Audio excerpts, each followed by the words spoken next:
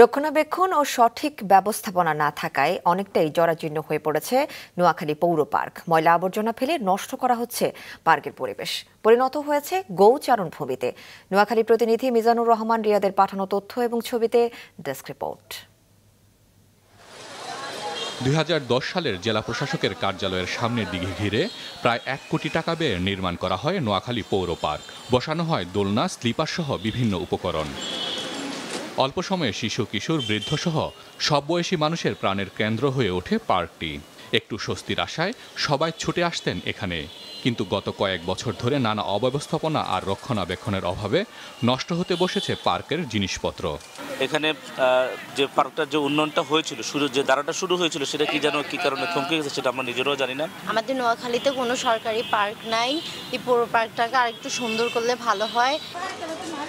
ময়লা আবর্জনার ভাগাড়ে পরিণত হয়েছে পার্কের বিভিন্ন অংশ, হয়ে উঠেছে গরু ছাগলের চারণভূমি। এটাকে একটু যদি সুন্দর করে আর ময়লা আবর্জনা সাফ করে তাহলে অনেক ভালো হবে, সুন্দর হবে, আর একটু আধুনিক করলে আরো ভালো হবে।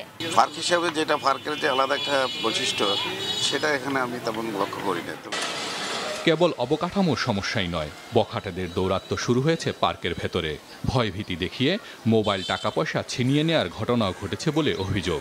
এখানে এত ময়লা আবর্জনা আর এত বখাটে ছেলে আছে যে এখানে কোনো আধুনিক পার্কের মতো লাগে না। মানুষ একটু বসে দিয়ে একটা কথা বলবো, পার্কের একটা সৌন্দর্যতা আছে, এখানে সে সৌন্দর্যতা নেই। একমাত্র ওয়ালটন এসি দিচ্ছে 1 বছরের রিপ্লেসমেন্ট গ্যারান্টি। একটি নান্দনিক পার্ক হিসেবে গড়ে তুলতে পরিকল্পনা হাতে নেওয়া হয়েছে বলে জানান নোয়াখালী পৌর মেয়র। পার্কটাকে আধুনিকায়ন করার জন্য এবং জনগণের বিনোদনের সুন্দর একটা স্থানে পরিণত করার জন্য অলরেডি আমরা আমাদের কাজ শুরু করেছি। ইতিমধ্যে আমরা প্রায় 1,50,00,000 টাকার একটা দরপত্র আহ্বান করেছি, সেটা কাজ শুরু হবে। পাশাপাশি আমরা মন্ত্রণালয়ে আলোচনা করে আমরা একটা বরাদ্দ জন্য অলরেডি মন্ত্রণালয়ে একটা ডিপিপি জমা দিচ্ছি। দ্রুত পার্কটি সংস্কার করা এবং বখাটেদের দৌরাত্ম্য কমাতে প্রশাসনের হস্তক্ষেপ চান নগরবাসী। মাছরাঙা নিউজ ডেস্ক।